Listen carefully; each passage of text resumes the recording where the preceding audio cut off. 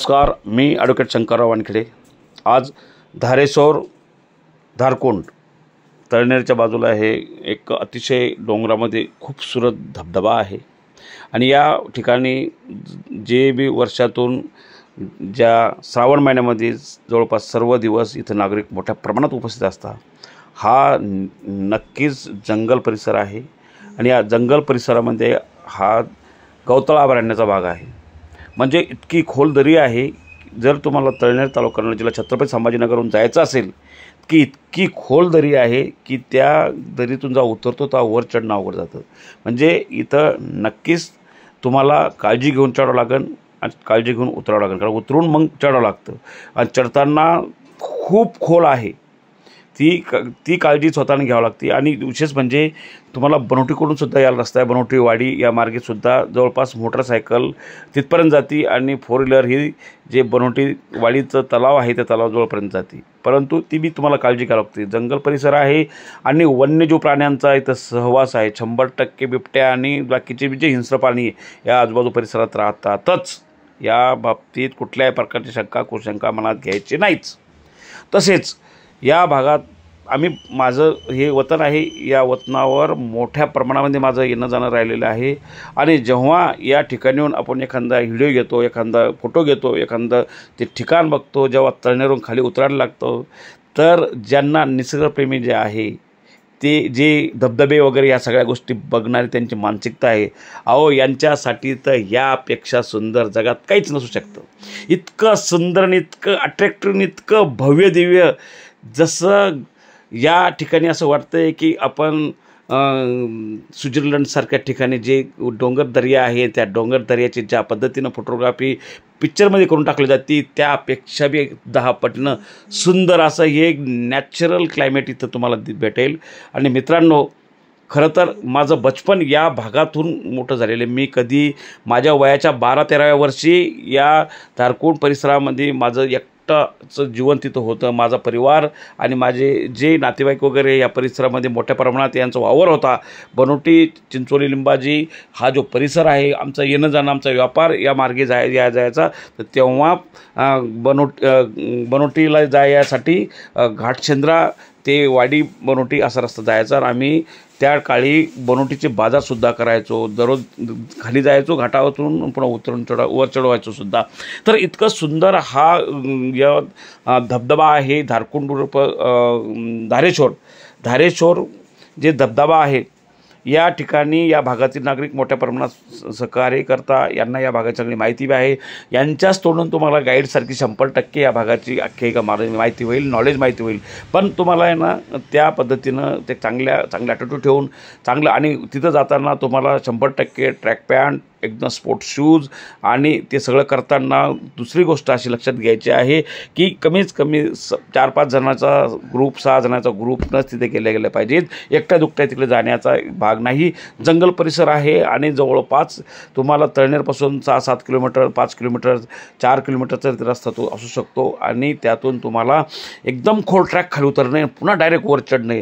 तर इथं तुम्हाला तुमची डायरेक्ट काळजी घ्यायची। पुन्हा जेव्हा आपण धारकुंडजवळ जातो, धारकुंडाजवळ जेव्हा जिथं पाणी आहे तिथं मोठ्या प्रमाणामध्ये डेंजर झोन आहे, तिथं मोठ्या प्रमाणात दगड आहे आणि ज्या दगड म्हणजे तिथं काय आहे, जे पाणी पडतो वरून धबधबा जो खाली पडतो, तर खाली पावसाळ्याच्या काही काळानंतर इथं शेवाळ निर्माण होतं, ते चोपडेपणा येतो, तिथून 100% पाय सटकता।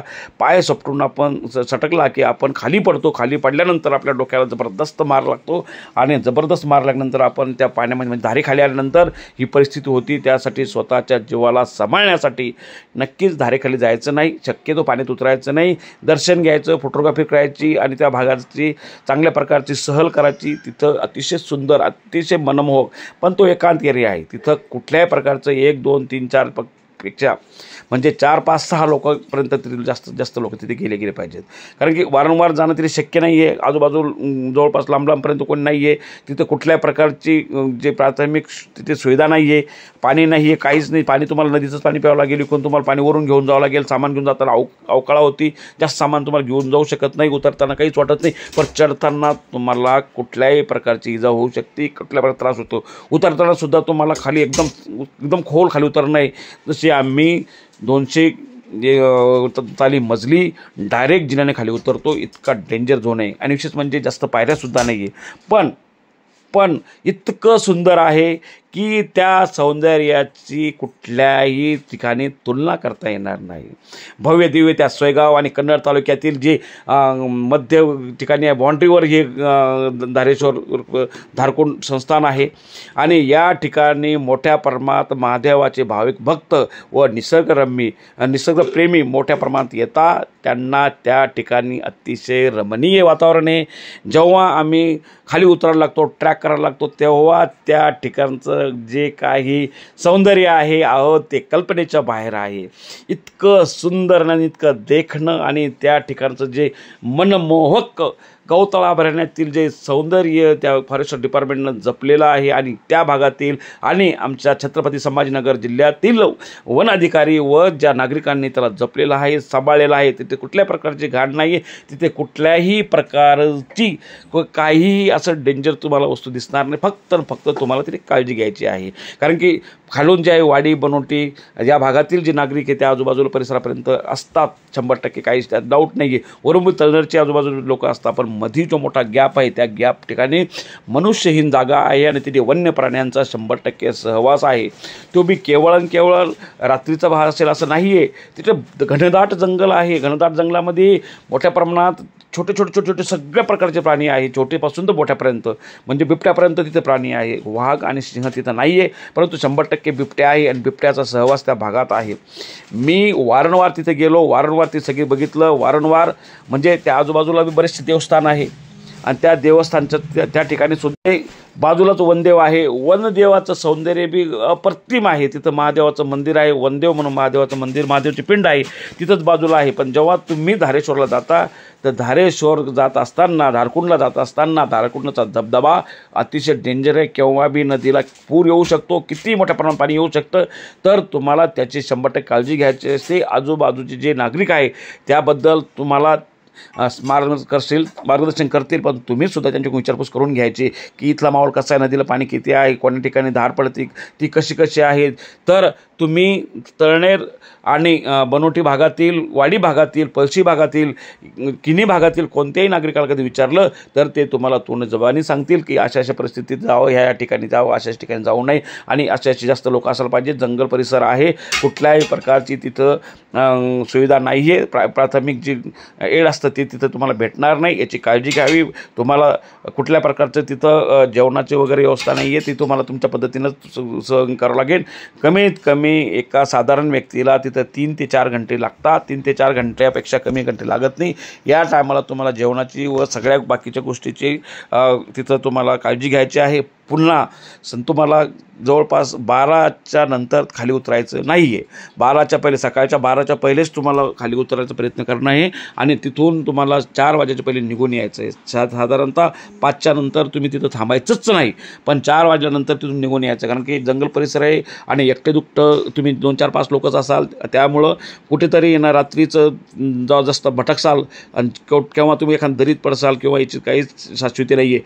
म्हणून तुम्हाला तिथं दिवस असतात जायचं आहे, संध्याकाळ रात्रीचा विचार तरी करायचा नाही. आणि तो खूप सुंदर परिसर आहे, खूप सुंदर जागा आहे. ट्रॅक करताना काळजी घ्यायची. सगळ्या मित्रांना कुठल्या प्रकारची हास्यमजा तिथं करायची नाही, एकमेकांना फिजिकल इंजुरी होईल अशा ही सगळी काळजी घ्यायची. आणि तिथं त्या धबधब्याच्या खाली कुंड आहे आणि त्या कुंडाच्या आजूबाजूला खूप मोठं पाणी असतं. त्या पाण्यात पोहण्याचा मोह होतो, लोकांनी बऱ्याच ठिकाणी पोहतात, परंतु आपण कितीही चांगले पोहणार असला तर नक्कीच तिथे पोहायचं नाही. तिथं आंघोळसुद्धा करायचं नाही. वरच्यावर आजूबाजूला जे आहे नदीसारखं स्वरूप आहे त्या ठिकाणी तुम्ही चांगल्या प्रकारचं आपल्या अंगावर पाणी घेऊन व्यवस्थित हे करू शकता, पण पोहण्याचा मोह तिथे आवरायचा, पोहणं नाहीच. आणि ते जे मंदिर आहे ते धारेश्वर धारकुंड मंदिर आहे, तिथे महादेवाची पिंड आहे, तिथं पुजारी बी असता किंवा नसता बी, पण कुठल्या प्रकारे शाश्वती नाही आहे. आणि काळजी घ्यायची, प्रत्येकानं एकमेकाच्या आजूबाजूलाच राहायचं. कमीत कमी 6 लोक तिथं जायला पाहिजेत. आता सध्या तिथं नागरिकांचा सहवास नाही, म्हणून सहवास नसल्यामुळं आपण सर्वांनी जाताना काळजी घ्यायची. पाणी जे आहे तुम्ही तुमच्या पाणी स्वतःचं व्यवस्थित यूज करायचं, कारण की खाली उतरपर्यंत पाणी नाही आहे, चढे आणि उतरून चढेपर्यंतसुद्धा पाणी नाही आहे. मग ती पाण्याची काळजी घ्यायचं. नॅचरल पाणी हे चांगलं सुंदर एरिया आहे. आणि आता तर जो काही डोंगरांनी त्या पहाडांनी तिथं जो हिरवा शालू घालून तिथे बसलेलं आहे त्याचं मनमोहक इतकं सुंदर आहे. आणि विशेष म्हणजे वन विभागाच्या माध्यमातून इथे मोठ्या प्रमाणामध्ये सिक्युरिटी आहे. आणि म्हणून कुठल्याही प्रकारचं कोणत्याही झाडाला कोणत्याही पशुप्राण्यांना कुठल्याही प्रकारची इजा होईल किंवा झाडं तुटतील याची काळजी घ्यायची. कुठल्या प्रकारचे तिथे झाडाला हात लावायचं नाही. कुठल्या वनस्पती म्हणून कोण काही म्हणेल कोणी सांगेल त्या गोष्टीकडे लक्ष द्यायचं नाही. आपण फक्त ट्रॅक करायला जातो आहे. आणि तिथं धारकुंड जे आहे धारेश्वर धबधबा आहे आणि मंदिर आहे, त्या मंदिर दर्शन घ्यायला आणि निसर्गाच्या सान्निध्यात जाऊन निसर्गातून काहीतरी शिकण्यासारखं तिथं आहे, ती शिकण्यासाठी जात असतो. याची 100% आपण काळजी घ्यायची. आपण असंच भेटत राहू. मी ॲडव्होकेट शंकरराव वानखेडे, निसर्गप्रेमी व आपल्या सर्वांचा एक सामाजिक दृष्टिकोन समोर ठेवून सहभाग नोंदवणारा. नक्कीच माझ्या ह्या यूट्यूब चॅनलला आपण सबस्क्राईब करा आणि लाईक करा आणि शेअर करा, कारण की तुम्हाला असेच चांगल्या प्रकारचे मी टिप्स देत राहील. जय हिंद, जय महाराष्ट्र.